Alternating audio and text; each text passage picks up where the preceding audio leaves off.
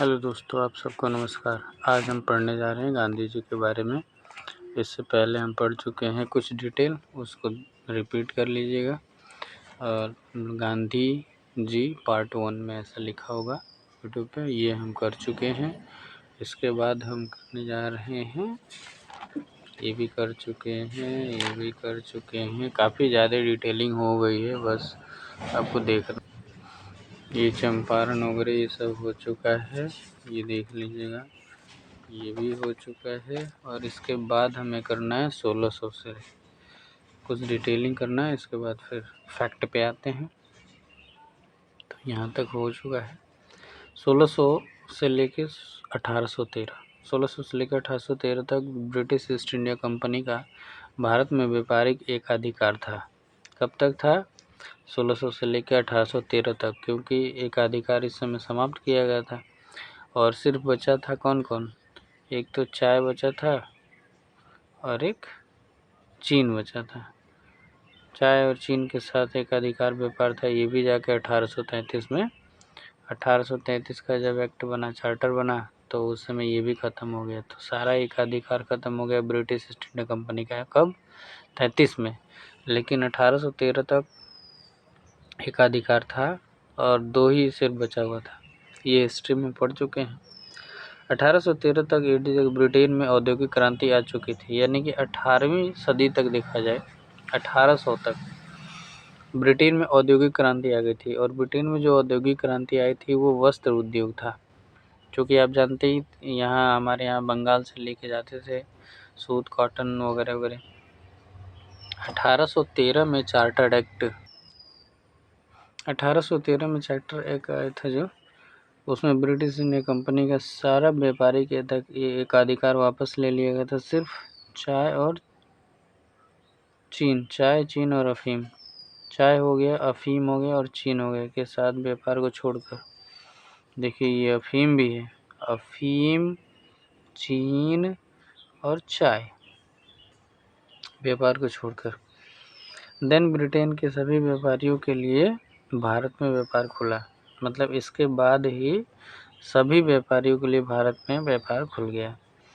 1833 में भारत के कृषि का चार्टर, यानी नकदी फसलों का उत्पादन पर जोर, इससे भारत में खाद्यान्न का उत्पादन गिरा। जब कृषि का नकदी फसलों पर ज़्यादा जोर दिया गया तो खाद्यान्न उद्योग में उत्पादन में गिरावट आई। परिणाम क्या हुआ कि ब्रिटिश कंपनियों का भारत में निवेश बढ़ा। यह दौर यूरोप में औद्योगिकरण का दौर था। यूरोप में बड़े बड़े उद्योग की स्थापना थी। इंग्लैंड में औद्योगिकरण की क्रांति से वस्त्र निर्माण उद्योग क्रांति आ गई और इसी वस्त्र को रंगने के लिए नील का प्रयोग होना था, जिसका आप जानते हैं नील विद्रोह यहाँ पे कितना हुआ। चंपारण में पहली बार नील की फैक्ट्री 1813 में लगी। तो ये क्वेश्चन आ जाएगा, और स्पेशल बिहार में तो आएगा ही कि चंपारण में पहली नील की फैक्ट्री 1813 में बाड़ा ग्राम में लगी थी। 1850 आते आते चंपारण का मुख्य फसल नील हो गया था और चीन से भी ज़्यादा उत्पादन नील का बंगाल में होने लगा। चीनी, क्योंकि उस समय चंपारण बंगाल का एरिया था, तराई एरिया है, उसमें चीनी ज़्यादा होता।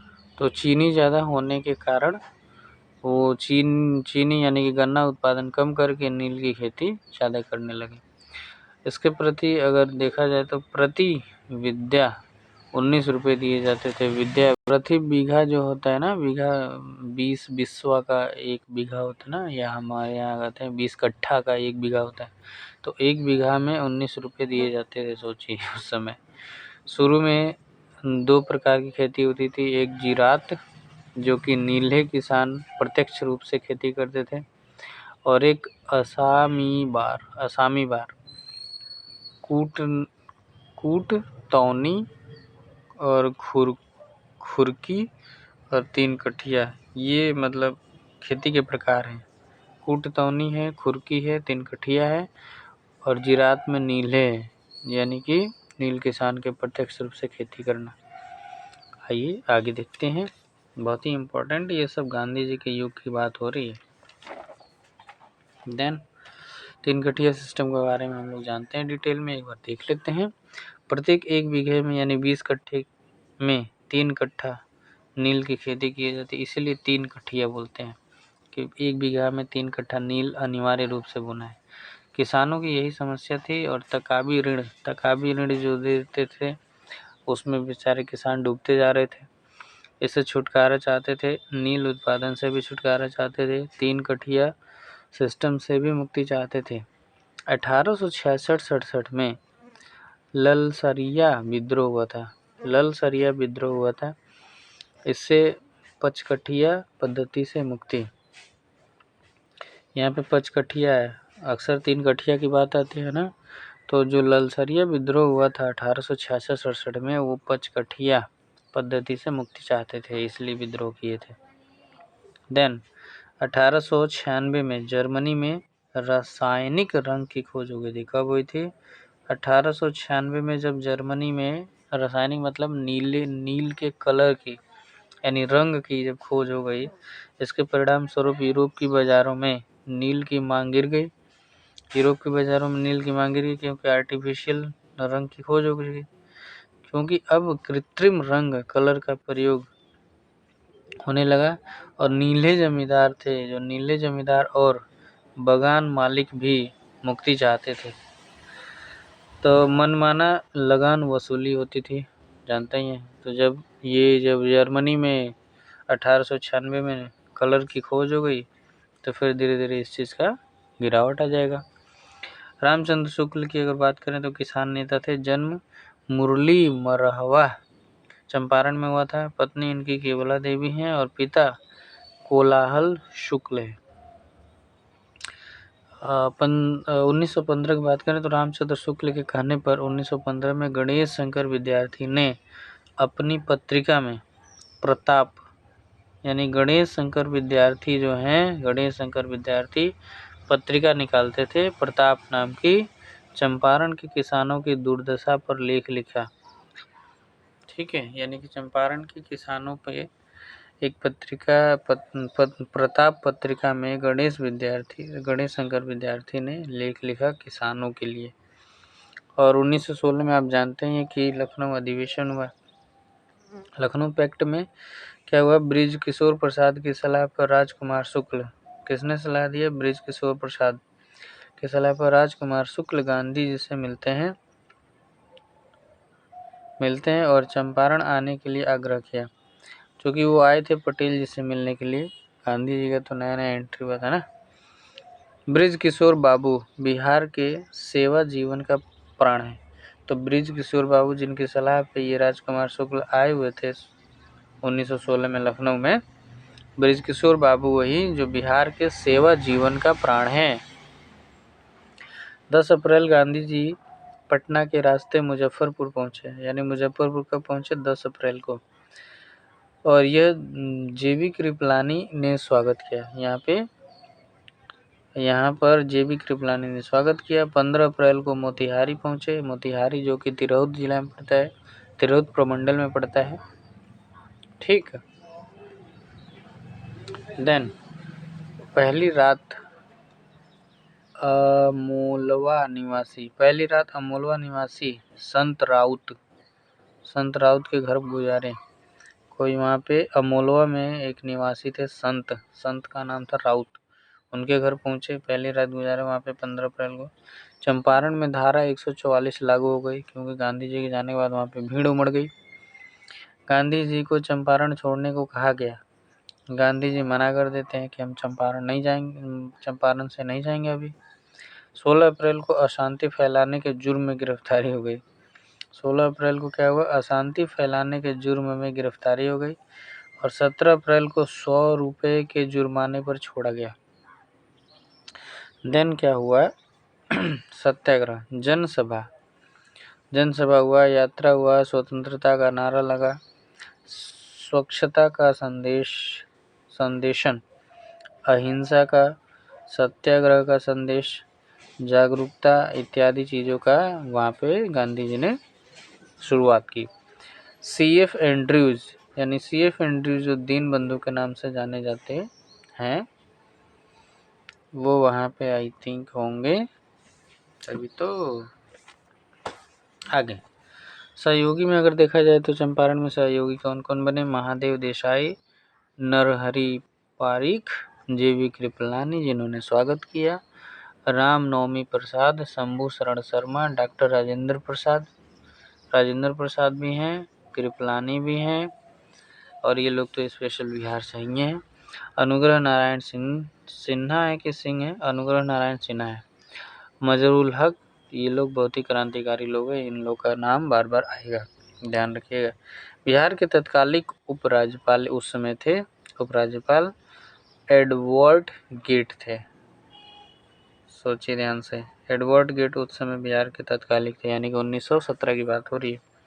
ने एक कमेटी बनाई, एडवर्ड गेट ने एक कमेटी बनाई, चंपारण एग्रीगेरियन कमेटी, यानी कमेटी किसके देख रेख में बनी थी? तो एडवर्ड गेटे जो उस समय उस प्रमंडल के उपराज्यपाल थे।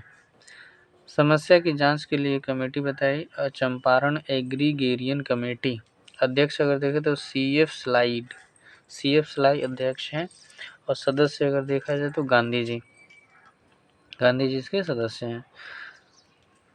अध्यक्ष बने CF स्लाई, सदस्य में गांधी जी का भी नाम आया।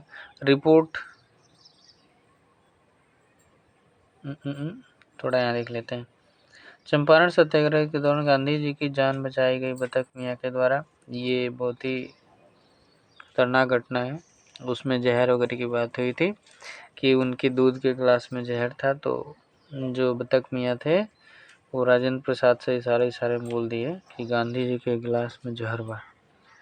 गांधी जी की 150वीं पुण्यतिथि पर 2 अक्टूबर 2014 स्वच्छ भारत अभियान की शुरुआत की। 2014 में स्वच्छ भारत की शुरुआत की गई। अब जानते हैं मोदी जी का नारा था।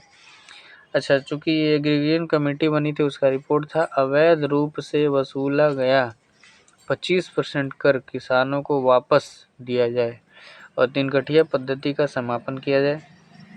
महात्मा गांधी रविन्द्रनाथ टैगोर ने कहा, जब गांधी जी उस समय गए थे तो महात्मा थे नहीं, उसमें सिर्फ गांधी थे, करमचंद्र मोहन गांधी। उस समय रविन्द्रनाथ टैगोर ने इनको महात्मा कहा, और NG रंगा गांधी का विरोध किए थे। ठीक है, जो भी रीजन हुआ था, जब सभा बैठी तो इन्होंने विरोध कर दिया। देन आगे क्या हुआ? एंड्रयूज आ, ठीक है। देन ज्यूडिथ ब्राउन बुक है। ज्यूडिथ ब्राउन बुक ने लिखा है गांधी राइज टू पावर, यानी कि गांधी जी की जो पावर डेवलपमेंट हुई उसके बारे में है। याद रखना है कि ज्यूडिथ ब्राउन उनकी बुक है गांधी राइज टू पावर, यानी कि गांधी की पावर डेवलप हो रही है, बढ़ रही है। SN सिन्हा उस समय थे, कृपलानी थे, राजेंद्र प्रसाद थे। ये लोग उस समय सब कॉन्ट्रैक्टर काम कराने के चक्कर में सब लोग थे कि भैया किसी तरह से इनसे छुटकारा लिया जाए अंग्रेजों से। बुनियादी विद्यालय की बात हुई कि हाँ, हम बुनियादी विद्यालय बात करेंगे। बहवा लखन सेन गांव में। गांधी इन चंपारण की बात करें तो गांधी इन चंपारण जो बुक लिखा गया है दीनानाथ गोपाल तेंदुलकर के द्वारा, गांधी इन चंपारण एक बुक है, ठीक है। और एक बुक है गांधी राइज टू पावर, ये लिखे हैं ज्यूडिथ ब्राउन, ठीक। और 150वीं वर्षगांठ पे इनकी पुण्यतिथि पे 150वीं पुण्यतिथि पे 2 अक्टूबर 2014 150वां था, स्वच्छ भारत अभियान की शुरुआत की गई, ठीक है। आइए अगला इंसिडेंट देखते हैं। 15 मार्च 1918 में अहमदाबाद मिल मजदूर आंदोलन की शुरुआत हुई। नेतृत्वकर्ता कौन थे? अनुसुईयाबेन, महात्मा गांधी, सरदार पटेल और शंकरलाल। मिल मालिकों के विरुद्ध में आंदोलन था। मिल में कार्यरत मजदूरों ने आंदोलन किया था। मिल मालिकों के विरुद्ध आंदोलन था। मिल में कार्यरत मजदूरों ने आंदोलन किया। कारण क्या था? प्लेग बोनस की वृद्धि की बात हुई थी कि भैया जो प्लेग बोनस मतलब जो प्लेग के टाइम भी काम करेंगे उनके बोनस बढ़ाए जाएंगे, वेतन में वृद्धि की जाएगी, यही सब मामला था। मिल मालिकों ने मतलब वृद्धि में रुकावट डाली, जिसकी वजह से मजदूरों ने आंदोलन कर दिया। परिणाम क्या हुआ? परिणाम छोड़िए, पहले ये देखिए, उनकी मांग थी, मजदूरों की मांग थी कि 50% दिया जाए। मिल मालिक कहते थे कि हम 20% देंगे। इन लोगों के हस्तक्षेप से जब आंदोलन हुआ तो गांधी जी के हस्तक्षेप से बोनस देने को तैयार हुआ 35%। मतलब ये जो गैप है 30% का, आधा इधर कर दिया, आधा इधर कर दिया, 35% पे राजी हुए। गांधी जी ने इसी आंदोलन के दौरान पहली बार 21 दिन का भूख हड़ताल, यानी गांधी जी भारत में पहली बार भूख हड़ताल किए थे 21 दिन का, मिल मालिकों के विरुद्ध। जब मिल मजदूर, अहमदाबाद में मिल मजदूर हो रहा था आंदोलन। ट्रस्टीशिप का सिद्धांत इसी समय दिए थे और अहमदाबाद में टेक्सटाइल लेबर एसोसिएशन की स्थापना हुई थी उसी समय। ठीक है, टेक्सटाइल लेबर एसोसिएशन की स्थापना हुई थी अहमदाबाद में। तो ये 1918 की ही बात होगी, क्योंकि 1918 में ही हो रहा है। ठीक है, 1918-19 में हुआ होगा। देन आगे देखते हैं खेड़ा सत्याग्रह आंदोलन। खेड़ा की अगर बात करें तो हम सभी जानते हैं, बहुत ही इंपॉर्टेंट है खेड़ा। खेड़ा में सिटी ऑफ गोल्डन लीफ भी बोला जाता है, city of golden leaf Kheda को, क्योंकि वहाँ पे स्वर्ण पत्ते का शहर यानी तंबाकू की खेती होती थी। और खेत बेजाकुर्क नहीं याद आ रहा है क्या है, खेत बेजाकुर्क। खेड़ा सत्याग्रह की बात करें तो 22 मार्च 1918, ये खेड़ा सत्याग्रह 22 मार्च 1918। और अहमदाबाद मिल मजदूर था 15 मार्च 1918। खेड़ा कर वसूली अहमदाबाद, यानी कि खेड़ा जो तालुका था गुजरात बारदोली का है, बारदोली में गुजरात में खेड़ा जो तालुका है, वहाँ पे खेड़ा तालुका में 1918 में आने वाला अकाल, वहाँ पे अकाल पड़ गया था, कारण लगान की जबरन वसूली करने लगे थे। जब लगान की जबरन वसूली करने लगे थे, इस कारण आंदोलन कर दिया किसानों ने और 23% की दर से वृद्धि भी कर दी। नेतृत्वकर्ता जो थे महात्मा गांधी, सरदार पटेल, महादेव देसाई, शंकर लाल, मोहन लाल। इसमें नेतृत्वकर्ता के रूप में गांधी जी, पटेल जी, महादेव देसाई, शंकर लाल, मोहन लाल, अनसुईया बेन पटेल, ये सारा भाई जो बिजनेसमैन थे उनकी सिस्टर हैं। गुजरात किसान सभा, सर्वेंट सोसाइटी ऑफ इंडिया। परिणाम क्या हुआ? सकारात्मक परिणाम निकला, किसानों के पक्ष में आया, लगान की माफ़ी की गई। तो ये भी मतलब गांधी जी के द्वारा विन विन सिचुएशन था, जीत गए। लेकिन गांधी जी का और ही महत्व बढ़ गया। रॉलेट एक्ट की अगर बात करें तो सेडिशन एक्ट भी कहते हैं, रॉलेट एक्ट को सेडिशन एक्ट भी कहते हैं, ये नाम याद रखिएगा, आ जाता है पेपर में। सेडिशन एक्ट क्या है तो हम लोग को पता ही नहीं चलता। Anarchical and revolutionaries crime activity act 1919, तो इसको सेडिशन एक्ट के नाम से भी जाना जाता है। 1914 से 18 की अगर बात करें तो भारत में ब्रिटिशर्स ने डिफेंस ऑफ इंडिया एक्ट जैसे कानून लगाया। देश में फैल रही राष्ट्रीयता की भावना और क्रांतिकारी गतिविधियों को कुचलने के लिए एवं ब्रिटिश नियंत्रण स्थापित करने के लिए 18 मार्च 1919 को पारित हुआ। यानी कि ये जो सेडिशन एक्ट है, रॉलेट एक्ट है, 18 मार्च 1919 को पारित हुआ। 18 मार्च 1919 और इसी बीच में आई थिंक 13 मार्च 1919 को जलियांवाला बाग हत्याकांड हुआ था ना, ऐसा कुछ। 13 मार्च है या 13 अप्रैल है? सोच के बताइए, 13 अप्रैल है कि 13 मार्च है? 1919 में वो भी हुआ था, जलियांवाला बाग हत्याकांड। कारण 1905। दोस्तों इसको यहीं बंद करते हैं और समाप्त करते हैं। रॉलेट एक्ट का जो चैप्टर है, जो टॉपिक है वो हम करेंगे नेक्स्ट वीडियो में। तो अभी के लिए बहुत बहुत धन्यवाद, thank you so much. Rowlatt act अगले सेशन में करेंगे, थैंक यू।